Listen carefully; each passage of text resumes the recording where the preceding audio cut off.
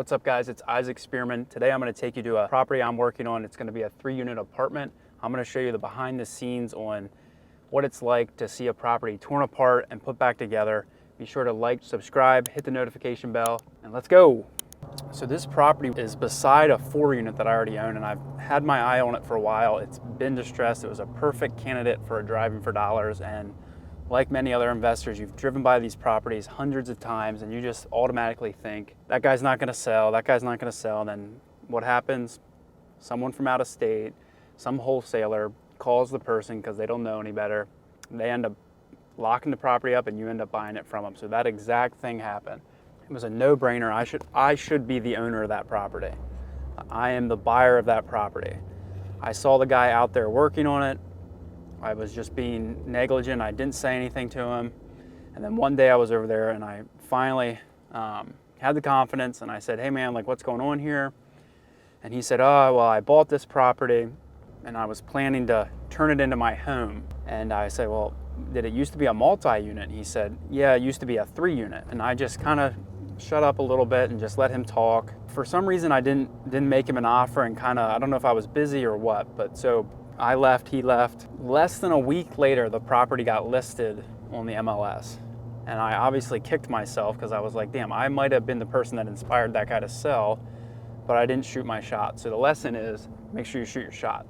I saw it was listed on the MLS and it was actually listed on the MLS as a single family house. This is a 3-unit listed as a single family, and I'm probably the only person that knows that. So I got on the local city's website that shows the licensing and stuff, and I saw that it was still approved to be a 3-unit. So I went ahead and started the application process, and then I obviously called the agent, set up a showing, went to look at the property just to make sure it was actually a 3-unit and there weren't walls up and it would be a disaster. And the seller was actually there, so I made sure to engage with him. So that's another gem there.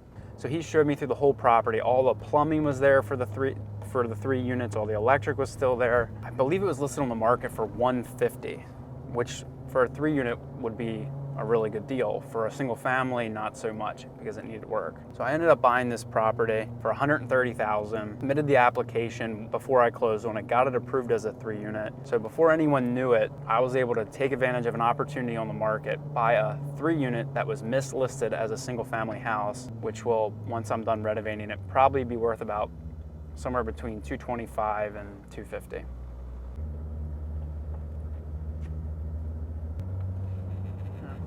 I got this down pat.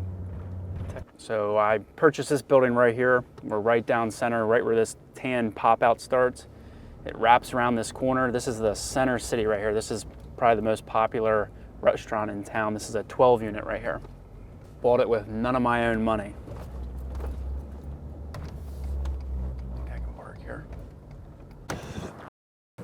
What's up, brother? You're coming back, right? So we're downtown York City right now. York was the first capital of the United States, so when you look at the architectural designs, you'll see it looks a lot like Alexandria or Washington, D.C. I'm gonna take you down here and show you this 4-unit that I purchased with none of my own money. I actually bought this house, wholesaled it to a cash buyer, bought it back from that cash buyer, and he financed it to me. So it's a pretty cool transaction. A wholesaler is someone that finds a distressed homeowner or a property that needs some work.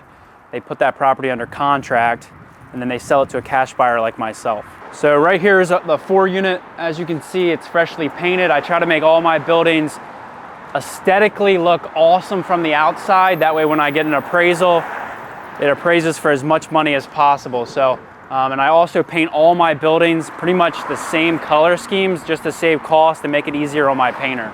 So I can take you into the vestibule here and just show you a little bit about what it looks like. So if you guys follow me, I'll show you the common areas. So as you can see, there's a first floor unit here. And then upstairs, you're gonna have 3 more units. We try to make all our common areas as hard as possible.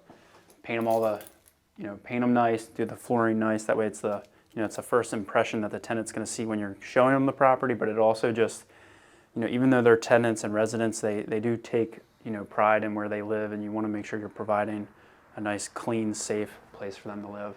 So the building's fully occupied right now, which is obviously a good sign. So I can't go through the units and show them all to you, but I can kind of go over the mechanics of how I bought the deal and how much money I make on it. So this deal, like I said, I actually got this property under contract a couple years ago as a wholesaler.